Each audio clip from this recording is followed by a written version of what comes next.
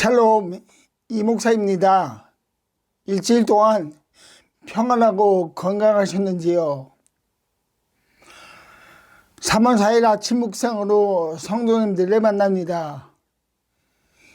이번 주 코로나 확진자가 벌써 20만 명이 넘었습니다.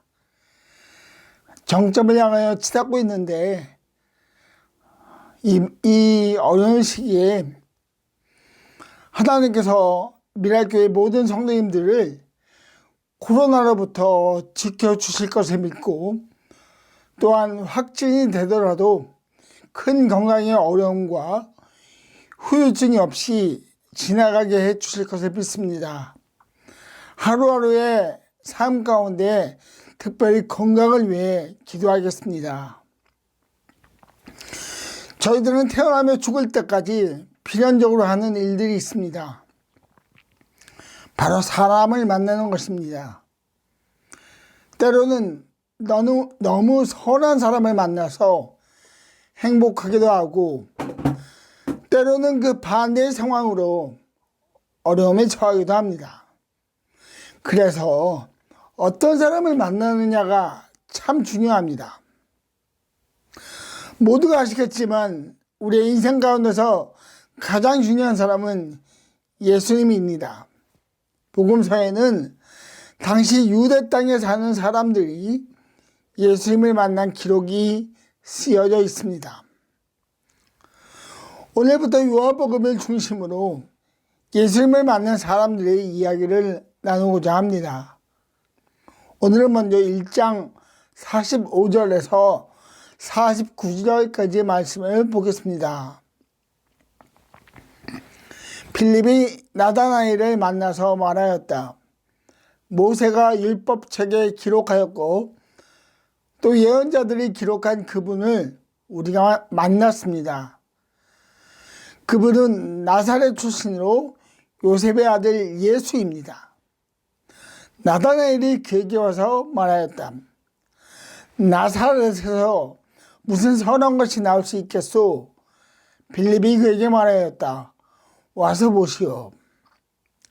예수께서 나다나엘이 자기에게로 오는 것을 보시고 그를 두고 말씀하셨다. 보아라, 저 사람이야말로 참으로 이스라엘 사람이다. 그에게는 거짓이 없다. 나다나엘이 예수께 물었다. 어떻게 나를 아십니까? 예수께서 대답하셨다. 빌립이 너를 부르기 전에 내가 무화과나무 아래에 있는 것을 내가 보았다. 나다나엘이 말하였다. 선생님은 하나님의 아들이시오 이스라엘의 왕이십니다. 아멘. 오늘 본문을 보면 두 명의 중요한 사람이 등장합니다. 바로 나다나엘과 예수님입니다. 나다나엘은 빌립의 친구였고 갈릴리 출신 사람입니다. 그의 이름은 하나님의 선물이라는 의미입니다. 이 본문을 제외하고 나다나엘은 다시 한번 성경에 등장하는데 디베랴 바닷가에서 부활하신 예수님에 대한 기록에 그의 이름이 언급됩니다. 다시 말하면 그는 부활하신 예수님을 직접 본 사람입니다. 그러면 나다나엘을 좀 더 깊이 살펴보고자 합니다.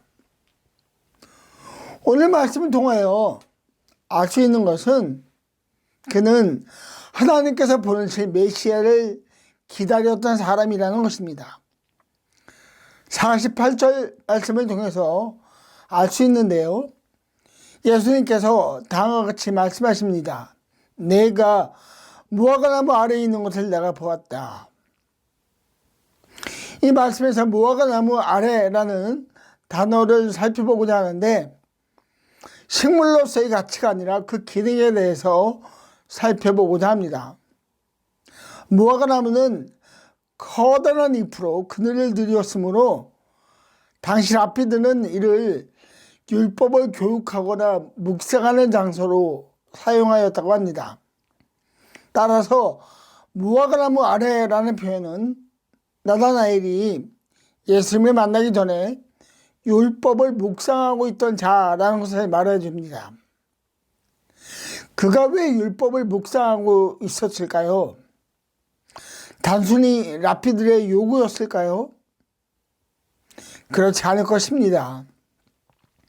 나다나엘이 살던 당시 유대 땅의 주인은 유대 민족이 아니었습니다. 로마의 통치 아래에 있었지요. 그들은 메시아를 기다렸습니다. 구약 성경에는 분명히 하나님께서 그의 백성들을 구원할 메시아를 보내신다는 말씀이 기록되어 있습니다. 그래서 그들은 기다립니다.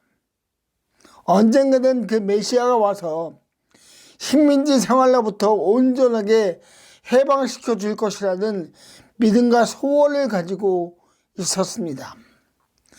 이 소원의 마음을 가지고 나다나엘은 율법을 묵상하였을 것입니다. 묵상하며 때를 기다렸을 것입니다. 당시 모든 유대인들도 나다나엘과 동일한 마음을 가지고 있었을 것입니다.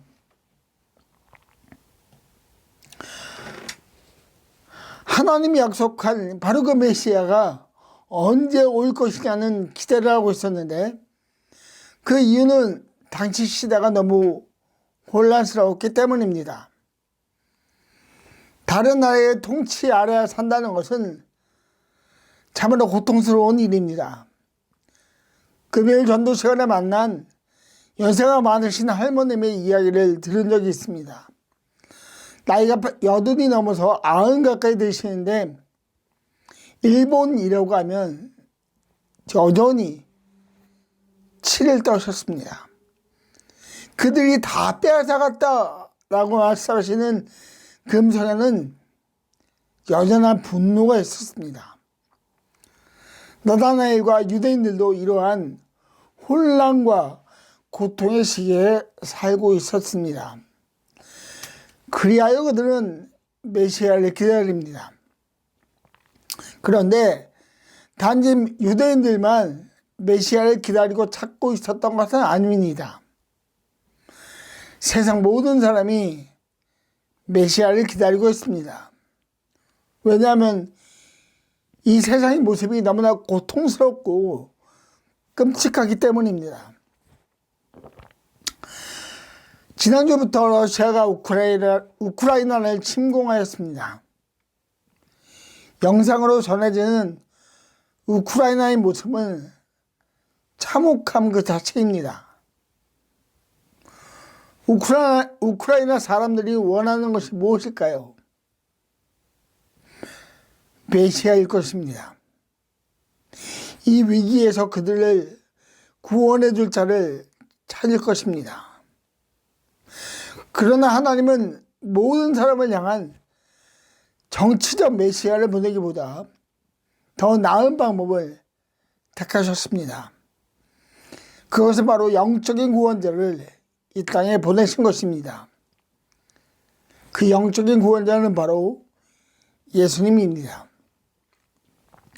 그는 오셔서 죽음을 이기셨습니다. 부활하셨습니다. 그리하여 모든 사람의 구원자가 되었습니다.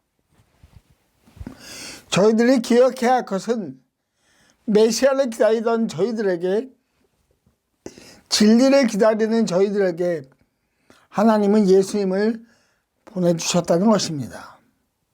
그리고 이 예수님을 저희들이 영접하여서 하나님의 자녀가 되었다는 것이고, 그로 인하여 영원한 생명을 소유한 자가 되었다는 것을 기억하시기 바랍니다. 무화과나무 아래에서 율법을 묵상하는 나다나엘 앞에 예수님께서 나타나셨습니다. 예수님께서 그를 만나신 것입니다. 대면한 것입니다. 이제 나다나엘과 예수님의 대화가 말씀의 핵심 포인트가 됩니다. 예수님께서 그 다음과 같이 말씀하십니다. 보아라, 저 사람이야말로 참으로 이스라엘 사람이다. 그에게는 거짓이 없다. 이 예수님의 말씀에서 발견할 수 있는 것이 있습니다. 나다나엘은 예수님에 대해 잘 모르지만 예수님은 나다나엘에 대한 모든 것을 알고 계신다는 것이죠. 예수님은 그에게 참 이스라엘 사람이라고 말하십니다. 여기에 쓰인 참이라는 단어에는 언행일치의 의미가 있습니다. 말과 행동이 일치하는 사람이라는 것이죠. 왜 예수님께서 이러한 말씀을 하셨을까라고 생각해 보면 갈릴리 출신의 나다나엘과 예루살렘 출신의 바리새인들을 비교하기 위한 목적이 있지 않았을까라는 생각이 듭니다. 예루살렘에서 멀고 천대받았던, 그러나 하나님의 방법을 기다리며 율법을 상고하는 자와 율법에 대해서 잘 안다고 말하며 그러나 그 율법을 지키지 않는 자를 예수님은 비교하신 것 같습니다. 이 장면에서 저희들이 생각해 볼 것은 하나님 자녀로서의 언행일치입니다. 사실 이 부분은 저희들에게 아주 큰 딜레마입니다. 왜냐하면 저희들은 하나님의 자녀지만 완전한 언행일치를 하며 살아갈 수 없기 때문입니다. 저희들은 여전히 하나님의 긍휼과 용서하심이 필요한 넘어지기 쉬운 자들입니다. 그러나 세상은 저희들에게 완전한 언행일치를 요구합니다. 물론 이것은 사탄의 전략일 수도 있습니다. 저희들이 생각해 보아야 할 것은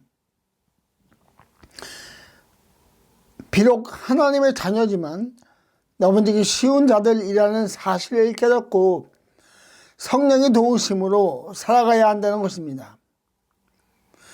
우리의 머리털을 세시는 하나님께서 우리의 모든 것을 알고 계십니다.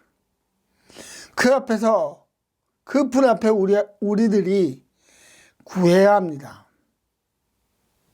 하나님 아버지, 저희에게는 이러한 모습들이 참 힘듭니다.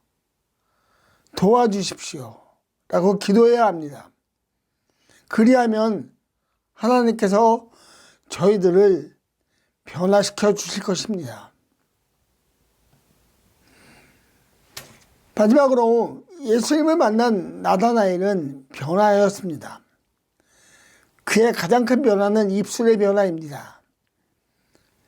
예수님을 만나기 전 나다나엘은 지극히 세상적인 기준으로 살고 있었음을 알 수 있습니다. 그는 지역적 편견을 가지고 있었습니다. 사는 지역에 따라 사람을 편가르게 한 거죠. 예루살렘에 살면 꽤 괜찮은 사람이고 전동네 나사렛에서 살면 별로 가치가 없었던 사람이라는 편견을 가지고 있었습니다. 그래서 빌립이 예수님에 대해 소개할 때 그는 이렇게 말합니다. 나사렛에서 무슨 선한 것이 나올 수 있겠느냐. 그러나 그가 예수님을 만나고 변합니다. 49절에서 그의 입술은 다음과 같이 말합니다. 선생님은 하나님의 아들이시오 이스라엘의 왕이십니다. 아멘. 그의 마음과 입술이 변했습니다.